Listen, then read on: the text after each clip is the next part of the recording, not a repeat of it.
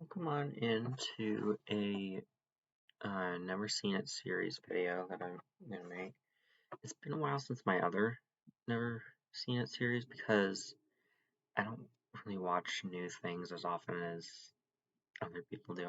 I've been watching through a bunch of things that I've already seen, like or new parts of a show. Of course, that's new parts of a show to me, and well, one of them's new in general, but because I've been watching the new season of Bad Batch. I just finished up watching season 2, episode 4 for Star Wars: The Bad Batch. But um, I've been watching through my Blu-rays of Flash. So um, the computer's lagging a little bit. Anyway, so yeah, I've been watching through The Bad Batch season 2, and I've been watching through Grant Gustin's CW: The Flash. And I'm on season 3 for the Flash show. I own 6 seasons worth, but I don't think I've seen all the way through all of those before. I know I've seen bits and pieces of seasons 4 and 5, I think, but um, anyway. Uh, though, for the purposes of this video, there'll be a best of the batch and a worst of the batch, and everything else is just going to fall in between. So, my favorite in this batch, there are 4 movies in this that I'm going to be talking about.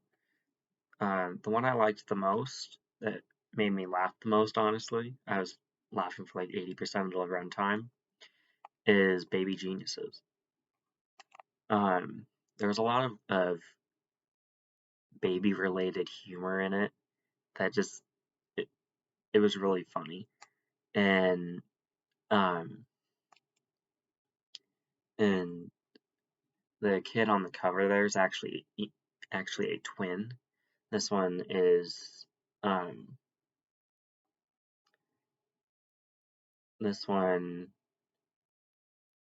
gets mistaken for his twin who doesn't have special advanced baby genius training, and this kid does. So he's able to figure out his own like baby language and teach other babies under the age of 2. Because apparently, up until the age of 2, this says that babies have universal knowledge, and that all the scribbling and whatnot that they do is actually cuneiform writing from ancient Egypt, and it's really interesting stuff. So that is Baby Geniuses. I liked that one the most of this whole batch. And then next up, I think, is going to be Scare Package. This one was about a guy that owns a video store that mostly sells horror or rents out horror movies, and it goes through a bunch of the horror movies that he distributes, and just like shows what the scenarios would be for that. And it's a Shudder original, which Shudder originals are. I've noticed they've been kind of hit and miss. Some of them are really good. Others are like, what am I watching? Um, this one, I mean, it was a pretty good movie. It definitely had a lot of like gore and bloodiness to it, and um, some of the goriness was pretty disturbing. But it's it's an interesting turn of events. It seems on the surface level, it seems like the only connective tissue with the stories presented in this, or the plot points, is that they're going through a bunch of or segments of horror movies in this guy's shop. Um, and so it's yeah. So that it seems a bit disjointed, but they they weave it all together in the end to make sense. Yeah, it's 108 minutes. Baby Geniuses is 95 minutes, but I enjoyed both of these pretty well. Obviously for different reasons, but yeah. So there's that. The second to last one is another Shudder original. This one is Monstrum, and Monstrum's kind of like this giant dog bear creature that is infected with some sort of plague, but it's not necessarily hurting Monstrum as much as it is his victims. Because if he claws someone or like bites them or something and they get away, they get infected with whatever plague he has, and they end up dead, and then he eats them. Um, you find out over the course of the movie that um, that um, the I want to say town, but I think it's more of a village. The village or town or whatever in this, some of the political leaders are trying to use Monstrum as a fear technique, and they don't actually think it's real initially. They're just like, oh hey, we can scare these guys into obeying our rule, kind of thing, um, which sounds eerily familiar. Um, and then um, in the end, I think they end up killing Monstrum after a couple hundred people die. Um, and this one's 105 minutes. Um, but I don't think it necessarily does anything wrong. It just the the idea of Monstrum carrying a plague that then being used to scare people sounds extremely familiar given the last 3 years. So there you go.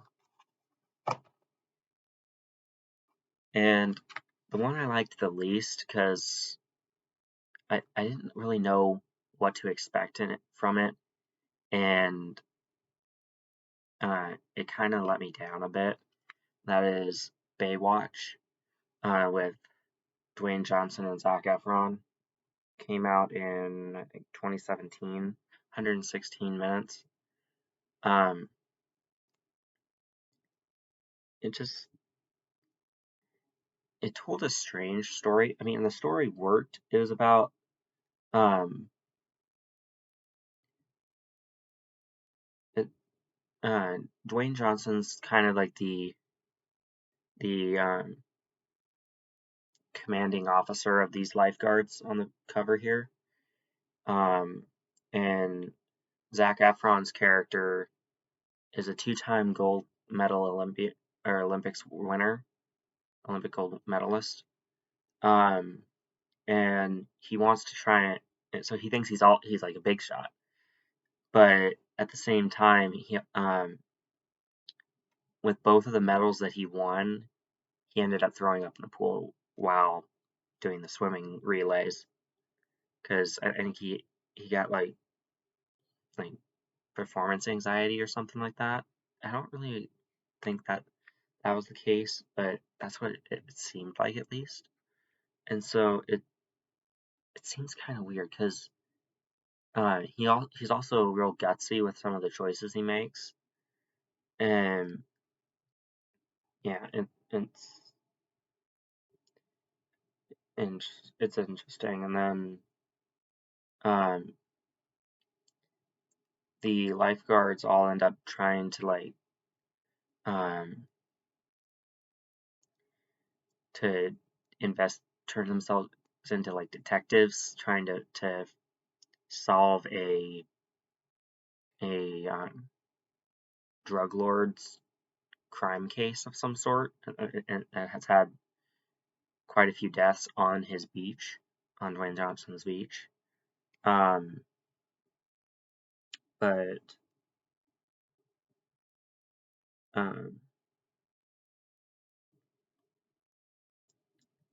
yeah, they get in a lot of trouble, and Dwayne Johnson actually gets fired at one point, and then he gets his job back by the end. So there you go. That is the worst of the batch. It's not a terrible movie per se. I just didn't quite get it. Of course, I've never seen the Baywatch series, or they had like a show or something years ago, but I haven't seen any of that. I think if I had seen that, I probably would have understood this a little bit better, but without having seen it, it just kind of exists. So, and it just got tossed across the room and landed on my foot actually. So there you go. That is my never seen it series video. If you haven't seen any of these movies, first of all, sorry for spoiling them. Second of all, I would recommend all of them. I'd probably recommend Baywatch or Monstrum the least, but I would recommend all of them. The one I would recommend most would obviously be Baby Geniuses, because that's the one that I thought was the best of the batch. So, yeah. At some point, I'm going to be doing a Haunting Inn, never seen it series, because I've got quite a few things that have a haunting in the title. I have A Haunting in Texas, or 2 Haunting in Connecticut movies, 1 and 2, A Haunting in Georgia, and I decided with that, or a 2-disc collection of Haunting in America, and I decided to include one called The Haunting with Liam Neeson. So the next one's potentially going to have 7 titles in it, and that's just for the haunting stuff. I'm also going to have, with that, I'm also going to include King of Staten Island. I'm not sure when I'll be doing this video, or that video, but it'll be on the way soon, maybe after my 31 on 31. It depends on how long it takes for me to watch through watch through those, because I've been trying to watch through Flash and Arrow, because I have 6 out of 9 seasons of Arrow, or Flash, excuse me, and all 8 seasons of Arrow. I now can recall having seen through the first 3 seasons of Arrow. I know I've seen bits and pieces of other seasons, but I'm not sure which seasons they were. So I know I haven't seen all the way through it though. And having the entire series, I had the opportunity to see all of it. I've seen people rank the seasons of Arrow. I might do something like that, but I would need to see the whole show first. One of the episodes of The Flash that I was watching yesterday, because I watched some Flash last night and then yesterday afternoon-ish. And in one of the episodes, it was a crossover between Supergirl, between the Supergirl show, Legends of Tomorrow, Arrow, and Flash. And it had to do with an alien invasion, and it said continues. When I got to the end of the episode, it said this particular plot line will continue in Arrow, but I'm not sure where season 3 of Flash takes place in correspondence to Arrow, because the timeline in the Flash seems to take, or seems to cover a much wider gap of time per season than the Flash or than the Arrow did. Arrow, I think, introduced Barry Allen in season 2, and he got struck by lightning near the end of the season to become the Flash.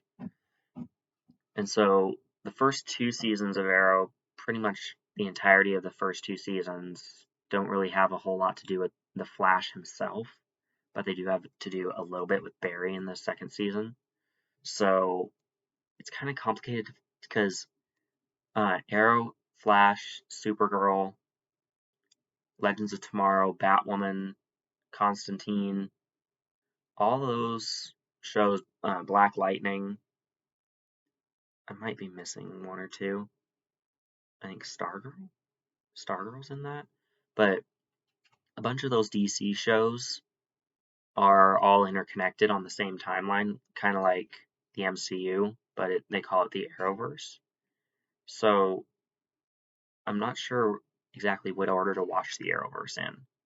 So I'm kind of just going through each show and each show themselves.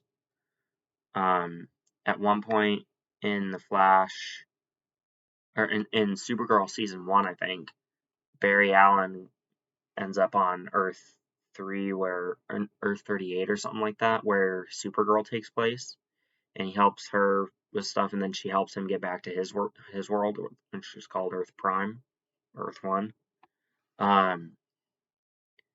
So, and with season 3 of The Flash, I've already passed the point where he goes to visit Supergirl in her reality by mistake, and then helps her with stuff.